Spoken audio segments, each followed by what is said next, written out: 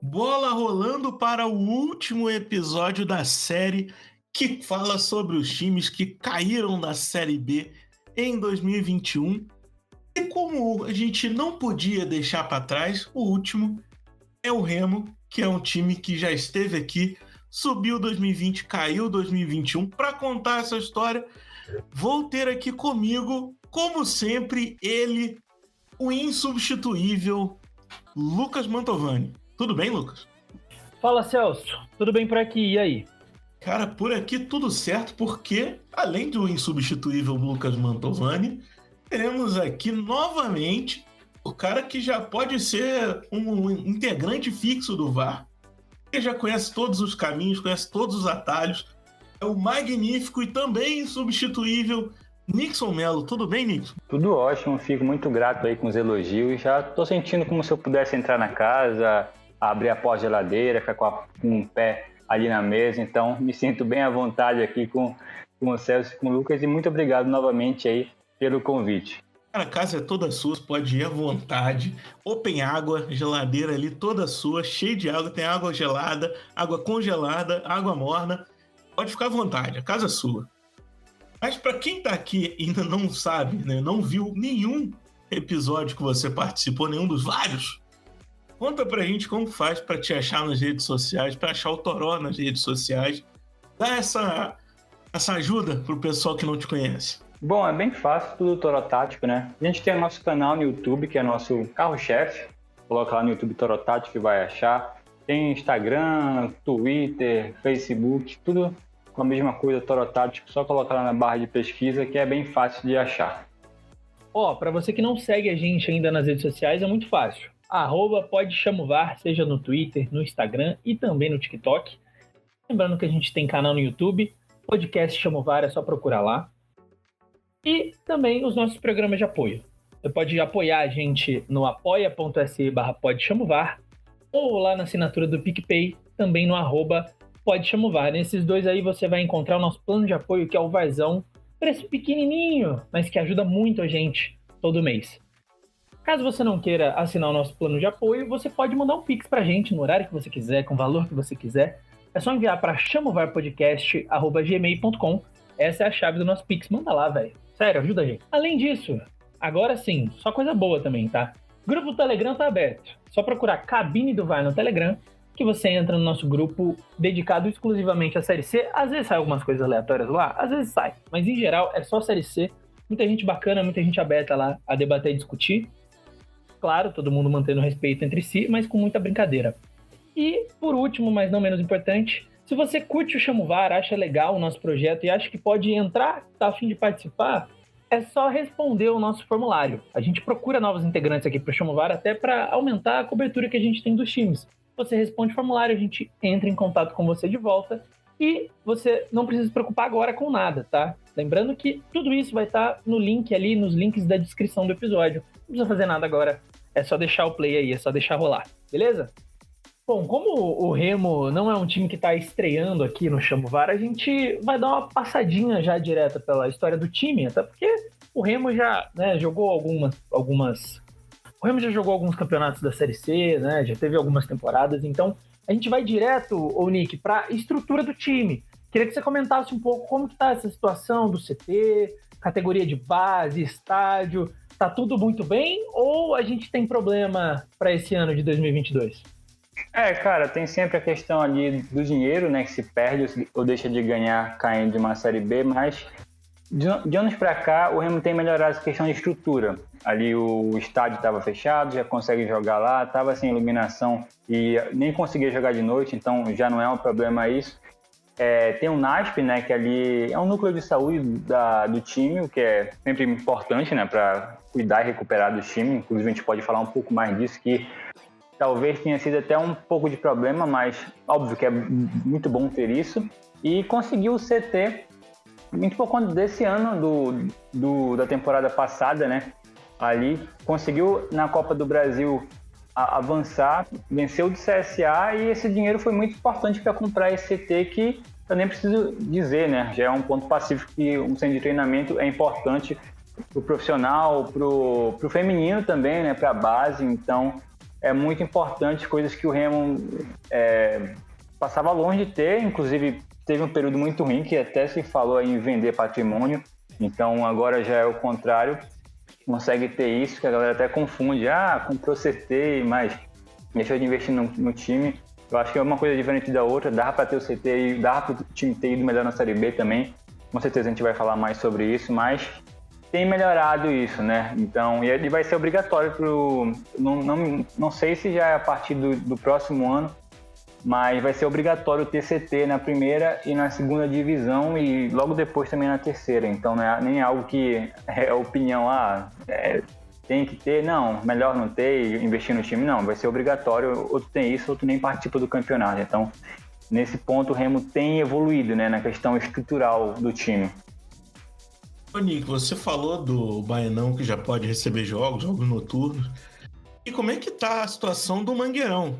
Né? Porque é o grande estádio, tanto de Remo quanto também do Paysandu, e passa por reforma, né? Tem previsão para a entrega do Mangueirão? E Celso, a gente conversou recentemente com um jornalista bem famoso aqui no nosso estado, né?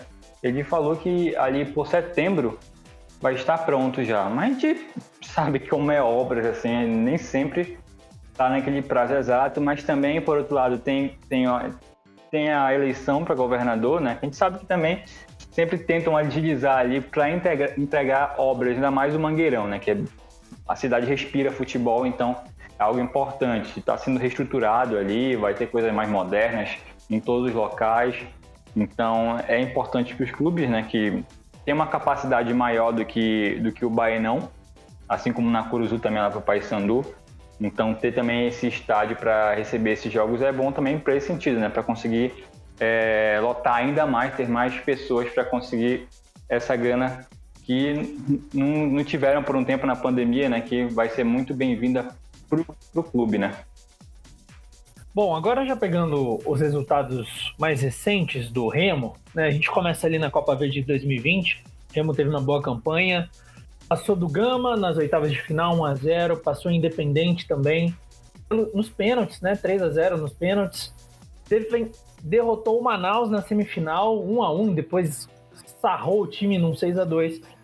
E o Remo acabou sendo vice-campeão, né? Perdeu para o Brasiliense a final, nos pênaltis também, 5-4, depois de 1-2, 2-1, né? Nick, pensando ali na Copa Verde de 2020, também já vamos pegar o estadual de 2021, que eu acho que já dá para fazer as duas coisas juntas, né? O Remo no estadual foi primeiro no grupo B, passou das quartas de final pelo Águia de Marabá, acabou ficando ali no meio do caminho na semi contra a Tunaluso. Perdeu nos pênaltis por 6-5, foi eliminado. Queria que você fizesse um pouco esse começo do ano passado do Remo. Assim, qual que era a expectativa inicial do time a partir desses resultados assim, que a gente trouxe de começo? Cara, o Remo estava muito com aquele sentimento assim, de coisas novas, novos áreas e coisas boas. Então, finalmente tinha voltado para a Série B depois aí de 13 anos, então a expectativa era melhor, né?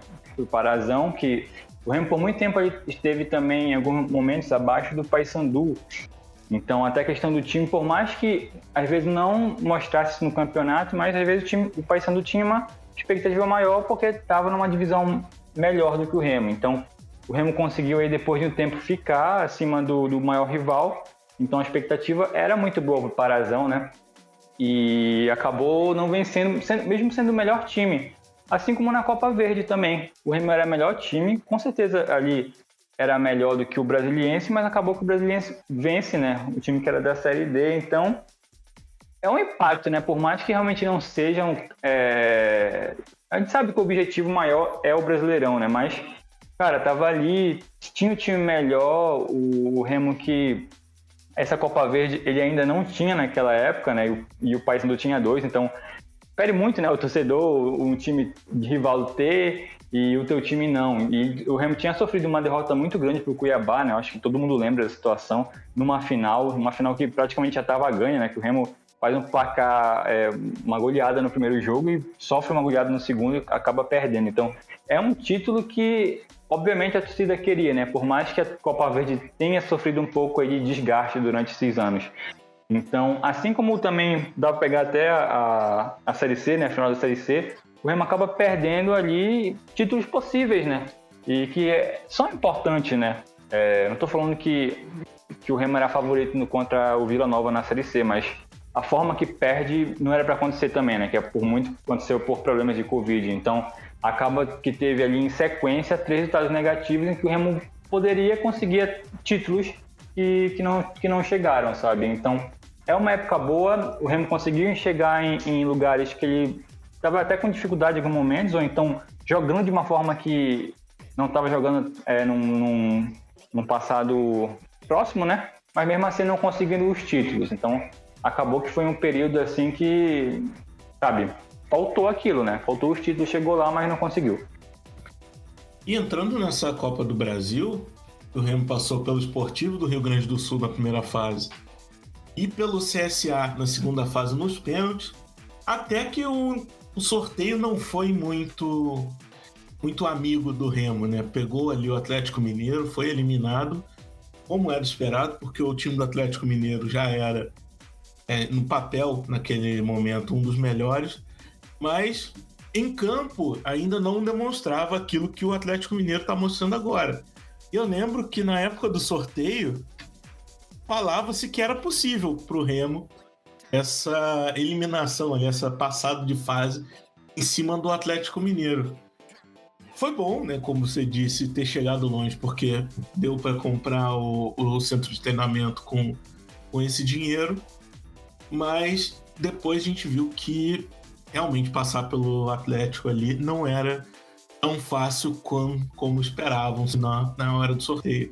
Como foi essa Copa do Brasil pro clube do Remo? Cara, foi bom nesse aspecto, sabe? Obviamente, não foi só o dinheiro da Copa do Brasil que ajudou, acho que o Remo no CT também, mas foi muito também, né? Que é uma boa grana enquanto tu vai passando de fase. Então, o saldo foi positivo, pensando no contexto do nosso time, né? Não tô falando que tem que aceitar tudo, sabe? Chega um time da Série A, não vamos nem pensar isso, perdemos e tal. Não, sabe que às vezes acontece no futebol o inesperado, né? Mas dentro do contexto de um CSA que estava na Série B também, tinha terminado em quinto na temporada anterior, né? Sem ser essa. Inclusive termina em quinto de novo, curioso. Era ali um confronto que não era exatamente fácil para o Remo, né? Então consegue essa grana que foi boa, que ajuda o time estruturalmente e é bem positivo. Chega contra o Atlético que, por mais que realmente não estivesse bem, era um time com um grande elenco ali, mesmo com algumas peças que até foram... Era aquela época de data FIFA, né? Então alguns caras ali até importantes não estavam lá. Então vai pro jogo, a gente vê a diferença que é muito grande, né? Por mais que o placar não tenha sido muito grande, mas a gente vê que os times ali eram de outro planeta ali até, né? E aí acabou que realmente perdeu, que é natural, pensando que era o Atlético, depois a gente viu no que o Atlético se tornou, né? Mas é isso, né? Eu acho que ajudou bastante a Copa do Brasil e acabou que o Remo não deu tanta sorte no próprio sorteio, né? Então acho que acabou chegando aonde dava, né? Ali. E que ainda nessa questão da Copa do Brasil, eu vou ainda voltar nessa questão que o Celso falou sobre um pouco da repercussão depois do quesito eliminação. Porque, para quem olha de fora, né, no caso eu e o Celso, a gente acaba acompanhando bastante do Remo, mas não estando no estado, né, me pareceu um pouco exagerado algumas reações em relação à eliminação, entendeu? E eu acho que esse exagero também acompanhou em muitas partes algumas rodadas ali do Brasileirão. Eu queria que você falasse um pouquinho sobre essa eliminação, assim. Você acha que ela de alguma forma pode ter contribuído para o rebaixamento? Não tô falando de forma definitiva, mas um começo de um clima ruim ali? Lucas, é difícil dizer se pode ter contribuído na demissão do Bonamigo, e a gente não sabe se o Bonamigo tivesse ficado um pouco mais, se seria melhor ou pior, sabe? É muito complicado a gente dizer, mas realmente algumas relações eu acho que foram exageradas de perder para o Atlético, que Claramente a gente viu nos jogos que foi superior, né? Eu acho que a galera pode até ter se enganado no segundo jogo, que o Remo conseguiu atacar um pouco mais no segundo tempo, mas o Atlético já tinha dado aquela tirada de pé, né? A gente viu que era um time muito superior. Como o Remo estava numa situação muito ruim por muito tempo, acaba subindo, eu acho que algumas pessoas talvez estivessem imaginando que o Remo tivesse ficado muito... Não é todo mundo, tá? Mas algumas pessoas tivessem imaginado que o Remo tinha ficado muito rico. Estava com o time ajeitadinho, sim, mas ainda era um grande adversário do outro lado. Então, eu acho que até a empolgação do momento ali, mesmo eu tendo falado aquela questão de não ter vencido esses títulos, né, aí do Parazão e Copa Verde, que era até certo ali naquele momento, quando o Brasiliense e no Parazão que perde para Tuna na semifinal, mas eu acho que estava um clima muito melhor que o Remo não tinha há muito tempo, sabe? É que eu até brinco lá, né, que a gente faz as lives, né? O torcedor do Remo passou de ter medo do Imperatriz, né? E eles falavam assim, eu lembro bem, o Remo adora ressuscitar morto.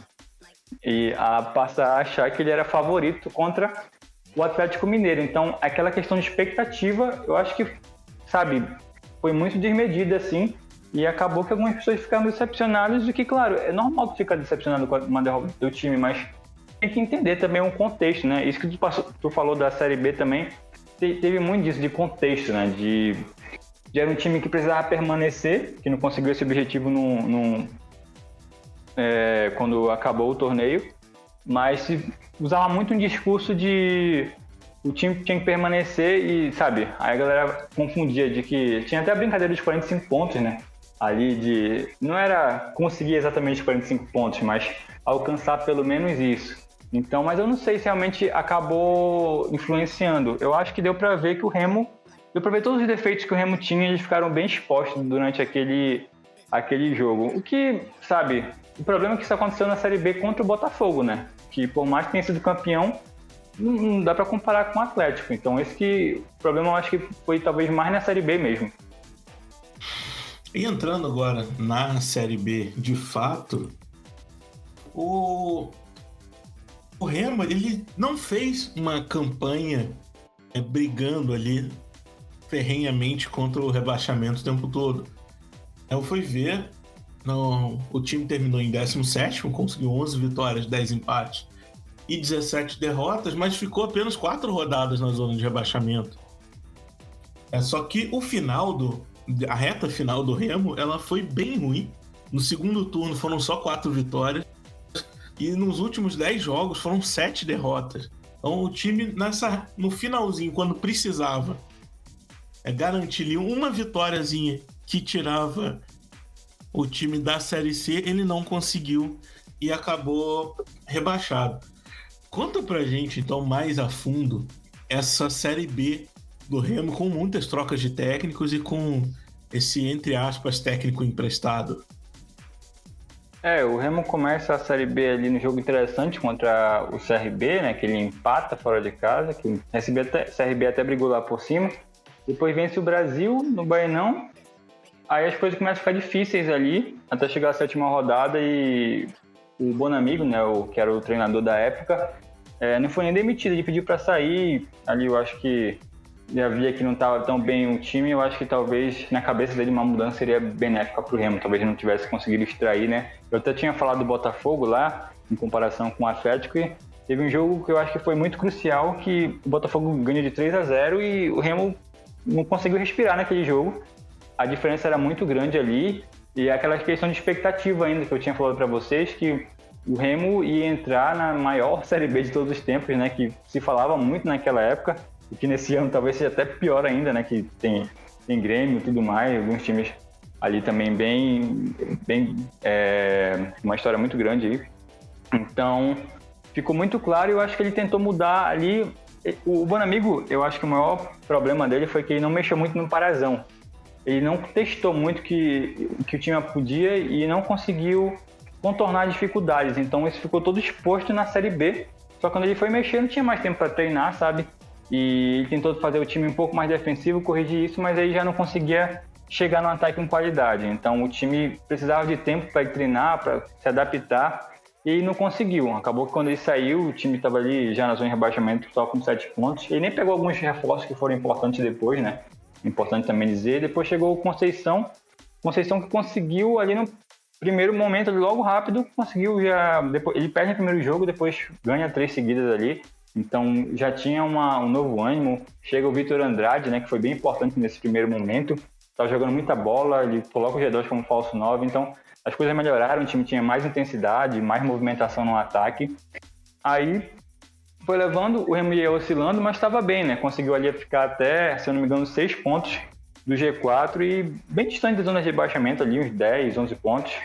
Então, por mais que o time realmente não estivesse até brigando pelo G4, mas pelo menos risco de rebaixamento não tinha. Até que o time foi decaindo, eu acho que é muita questão física ali, alguns reforços que chegam que não conseguem agregar, né? O Neto Pessoa foi muito bem na Copa Verde, mas não conseguiu fazer quase nada na Série B, assim como o Neto Moura, que vem do próprio Mirassol lá. Então, o time não conseguiu dar fôlego. Alguns atletas bem importantes para o time, como o Flores, se lesionam, não tinha ninguém para substituir. O Lucas Siqueira e o Arthur, que eram os volantes, foram muito criticados, mas estava tão mal que não tinha. Eles estavam mal realmente, mas não tinha ninguém no banco assim que entrasse realmente e reivindicasse a posição, sabe? Eles tinham que sair, mas quem entrava também não conseguia fazer muita coisa, então jogava o menos pior. A questão ali física estava pesando já, a gente viu. Inclusive alguns jogadores que eles voltavam e se lesionavam no mesmo jogo, assim, eu não sei como foi administrada essa questão da transição. Eu até tinha falado no NASP lá no começo, né? Eu acho que faltou alguma coisa nessa transição, não sei se foi o NASP, não sei se foi um entendimento com o próprio treinador. Olha, esse jogador só pode jogar 30 minutos e colocavam mais, sabe? Mas algum problema aconteceu ali que não foi natural também. Então o time foi perdendo o fôlego, foi decaindo. Até que teve um momento que eles demitiram com 3 rodadas, né? Eu até falo lá também bastante no Toró que ou não demitia ou demitia antes, porque com 3 rodadas aí chegou o Eduardo Batista, né, naquele empréstimo, e consegue 2 pontos em 9, né? Que também não tinha muito o que fazer. Então o time foi caindo muito, acho que muito por conta de elenco. O presidente Fábio Mendes falou que não foi nada, não tinha problema, tá tudo sendo pago, mas o time foi decaindo. Alguns jogadores chaves, como o próprio Vitor Andrade, que eu falei, também foi numa decadente até. Ele foi expulso de uma forma muito boba, cara. Ele foi meio responsável no jogo contra o Vasco. Ele sabia que tinha cartão amarelo e chega e bate no cara outra vez de uma forma... Nem precisava, longe do gol e tudo mais. Então os jogadores chaves também foram caindo, então as coisas foram virando uma bola de neve até o Remo virar o segundo pior time do segundo turno, sabe? E não conseguiu o objetivo que parecia que estava tranquilo já. O Remo, como tu disseste aí, Celso, ele passa 4 rodadas só na zona de rebaixamento, né? Se eu não me engano é a 9ª, a 10ª e a 11ª e a última, né? Não foi um time que ficou que nem o Londrina, o Brasil, por exemplo, o campeonato todo. Foi 7, 8, 9. Pois é, então não foi esses times que passaram aí a zona de rebaixamento, o campeonato todo na zona de rebaixamento, né? Esteve bem em algum momento e não era tipo uma enganação também, mas realmente caiu de forma drástica aí, se esforçaram ali para cair, realmente foi bem ruim. A torcida realmente, obviamente, ninguém espera que o time caia, mas já não parecia, sabe? Então foi perdendo para times ali que estavam exatamente abaixo e culminou no rebaixamento, num jogo contra o Confiança, que já estava rebaixado, no Baenão, e que o Remo parecia não tinha muita força para conseguir ganhar um time que era rebaixado dentro de casa. Essa entrada do Eduardo Batista, eu via que ele fazia algumas substituições por não conhecer o elenco mesmo. Para botar alguém que não conhecia o elenco como aposta, dava para deixar o Conceição até o final, porque pior do que o rebaixamento ele não ia conseguir fazer. Então achei uma aposta arriscada da diretoria do Remo e acabou com o rebaixamento para a Série C. Isso. Tem até o episódio do Vitor Andrade, Celso, além de colocar o que tu tá falando, eu acho que não tirar.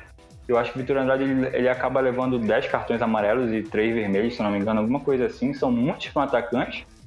E tem um momento que ele leva um cartão amarelo contra o Vasco, né? Que eu acho que se fosse o Felipe Conceição, conhecendo o Vitor Andrade, ele teria tirado e evitado a expulsão, sabe? A gente fica nesse e se, né?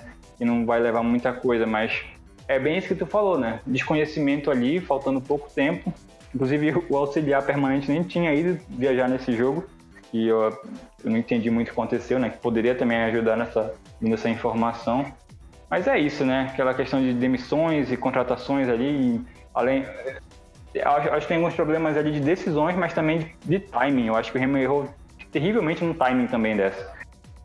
Eu tô com vocês, assim, acho que não faz muito sentido você colocar uma pessoa aleatória, ainda mais um cara que não tava nem por dentro da Série B, né? É bom lembrar que o Eduardo Batista foi técnico do Mirassol na Série C, então não era nem um técnico que minimamente estava acompanhando as competições de forma mais regular, né? E foi extremamente do nada, assim, né? Imagino que o Remo tenha tentado outros técnicos, talvez não tenha conseguido, e aí conseguiu esse tampão mesmo, não tem outro nome para usar. É verdade que foi campeão da Copa Verde, né, com o Eduardo Batista, o Remo, que passou pelas oitavas do Galvez, meteu um 9-0, depois passou o Manaus de novo, né, o Remo sendo a pedra no sapato do Manaus, 1-1 e 3-0. Na semifinal a gente teve um repá bem interessante, inclusive o Paysandu abrindo 2-0, deixando o Remo empatar e depois tomando um 2-0, e lá no finalzinho, na última partida, na grande final, o Remo foi campeão nos pênaltis em cima do Vila Nova, os 2 jogos empatados em 0-0, e o Remo um campeão no 4-2. Nick, eu vou te fazer uma pergunta que vai falar bastante sobre o Remo, mas vai englobar um pouco o Paysandu, porque acho que é complicado também a gente falar de um e não falar de outro, né? Assim, é meio... Se a gente tá falando do Remo, automaticamente em algum momento surge o Paysandu na conversa, né? Não tem como. Mas achei um ano muito curioso, assim, porque o ano inteiro foi-se uma pressão muito grande dentro do Paysandu, já que o Remo tava na Série B, tava numa série acima, não tava ali em quase nenhum momento disputando para cair. De repente o Paysandu faz uma campanha pífia, uma campanha horrorosa na segunda fase da Série C. É o primeiro eliminado ali, faltando uma rodada, o único que não disputou na última rodada da segunda fase uma provável classificação, aliás, não só classificação, mas um provável acesso ali para a Série B. E foi quase terminando o ano com o Paysandu ali abrindo 2-0 no Remo, nessa semifinal de Copa Verde, quase que parecendo assim, que o ano todo ia ter se invertido, né? O Remo vivendo um inferno ali, e o Paysandu, no fim das contas, tendo essa vingança, e de repente o Paysandu parece que parou de jogar naquele jogo, tomou um empate, o Remo caiu, mas ainda assim passou, né? Passou de fase e derrotou o Paysandu. Cara, como que você explica tudo isso pra gente, assim? O que dá pra tirar de tudo isso? Cara, é curioso, né? Eles chegam na Copa Verde num momento bem ruim, né? Inclusive, isso que eu falei bastante da Copa Verde, a Copa Verde, ela não é atrativa porque eu acho que até com os times titulares, ela seria muito distante ali de uma Copa do Nordeste, questão de atratividade. E pra todo mundo, pra torcedor, pra marcas e tudo mais. E ainda mais no momento final da temporada, em que os times estão se desfazendo, né? Porque a gente sabe que muitos desses times acabam sendo times de aluguel, então é uma temporada só que eles assinam. O Paysandu, inclusive, renovou com um cara ali, estendeu o contrato, na verdade, né? Com o zagueiro Ian, por 4 dias, só para jogar esse repá, né? Para ver como foi absurdo isso aí. Então, já estão em reservas, é um campeonato que tem decaído, né? Bastante aí. E não tem atratividade, né? Então, foi um momento na temporada bem ruim para os dois. O Paysandu veio de tudo aquilo que vocês bem acompanharam aqui no Chamuvar, né? Não conseguiu vencer no ano, né? Pegando até a competição anterior no quadrangular. Fez uma temporada muito ruim. Teve aquela questão ali da invasão do campo, né? Que é bem pesado quando acontecem essas coisas. O Remo, ele faz um ano de alto e baixo, mas o final já era decaindo bastante, né?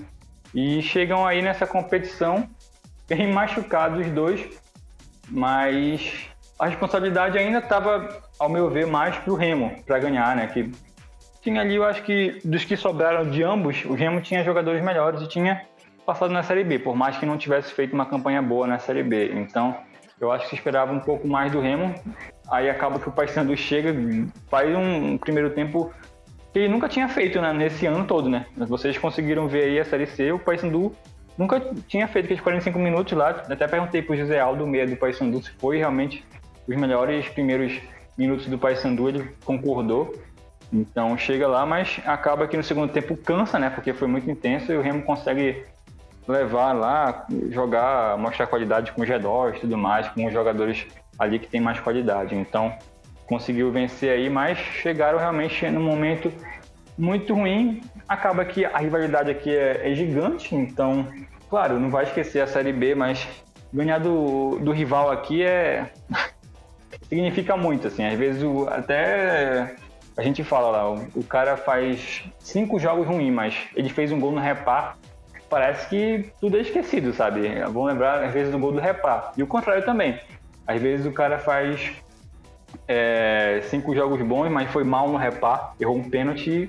Vão lembrar do Repá também, que o cara errou o pênalti. Então, esse cara fica aquele ranço, sabe? Não fica tão bem na avaliação. Então, esse Repá aí, por mais que, obviamente, não restaure nada, mas é uma competição que às vezes não vai tanto ganhar, mas o perder fica horroroso, sabe? Ô, Nick, só pra a gente ir finalizando já esse episódio, eu queria que você comentasse sobre esse grande planejamento do Remo, né? Eu queria que você tentasse me explicar esse grande planejamento que demitiu o Paulo Bonamigo ali na Série B, né? O cara que levou o Remo de volta para a Série B, deixou o time, né? Você mesmo contou aqui que ele acabou pedindo demissão e agora tá de volta, né? Para dirigir o time na Série C. Já começa o ano com um bom amigo, né? Que conhece o time lá. É que foi aquilo que eu falei, né? Eu acho que o Remo não queria demitir e então não foi na avaliação da diretoria realmente vamos nos desfazer desse cara, né? Então a volta dele para essa diretoria para uma Série C, eu acho que faz até sentido, assim, sabe?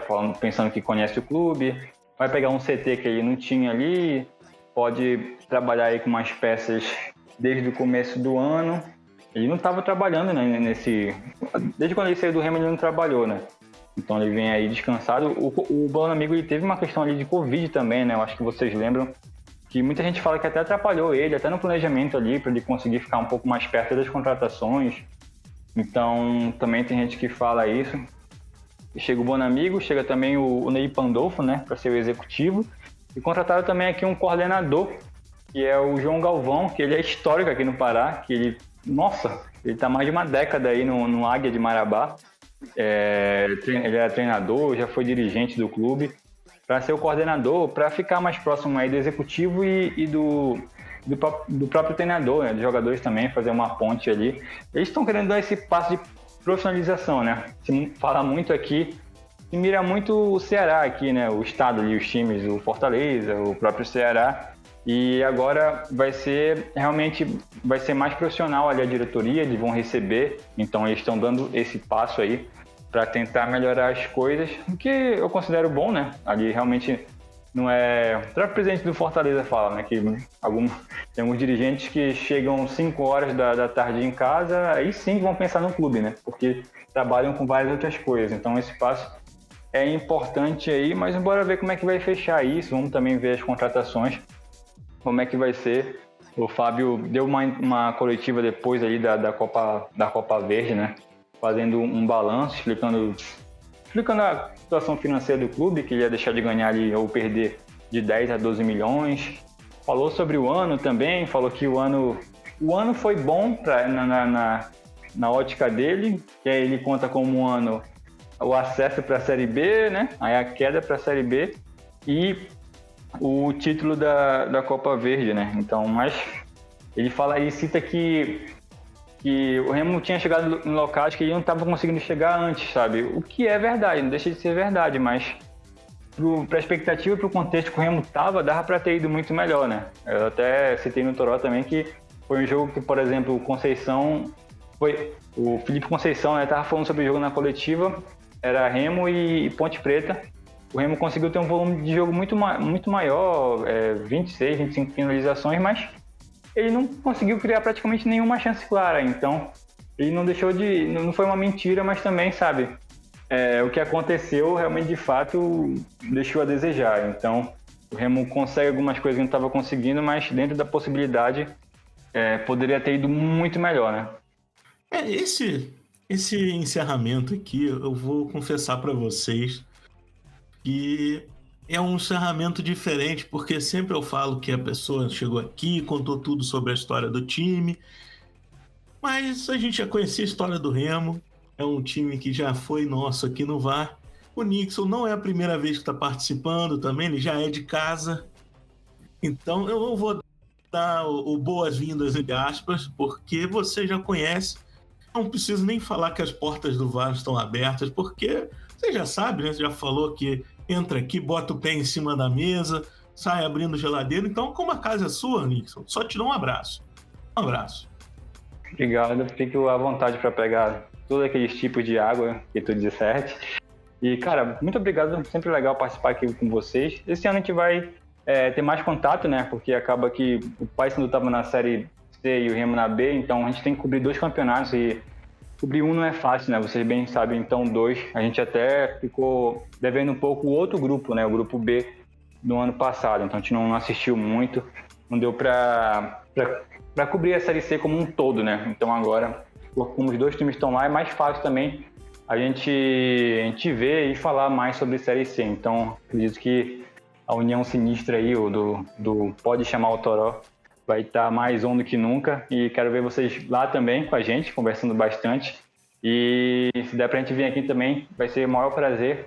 E é isso, brigadão aí ao Celso e ao Lucas. Bora ver aí o Remo tentando subir a montanha de novo, né? Eu acho que é mais possível do que já foi em outros anos. Acho que o Remo vai conseguir fazer um time mais competitivo do que foi em vários outros anos. Então, a expectativa é boa. O Fábio Bentes, presidente do clube, falou em não só acesso, mas também em título. Acho que o Remo, a gente vai ver contratações e tudo mais aí.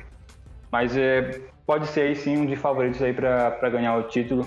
Eu acho que vem forte para essa competição. Mais uma vez, muito obrigado, galera. Lucas, deixa aqui o meu abraço para você, inigualável. E mais 2 repais esse ano, pelo menos. Cara, eu sei que a torcida do Remo não queria isso, né? Mas eu, como um cara que assiste muito a Série C, eu tava louco pra ver um repá de novo ali, valendo muita coisa, né? Lógico, no Campeonato Nacional eu sei que vai ter ali no estadual, mas vai ser incrível. Deixo, claro, meu abraço pro Nick. Não preciso nem falar sobre voltar e tal, você já deu o discurso. E, claro, um abraço pra você também, né? A gente que vai seguindo a vida aqui também no Chamo VAR. Abraço para quem escutou a gente aqui e até semana que vem.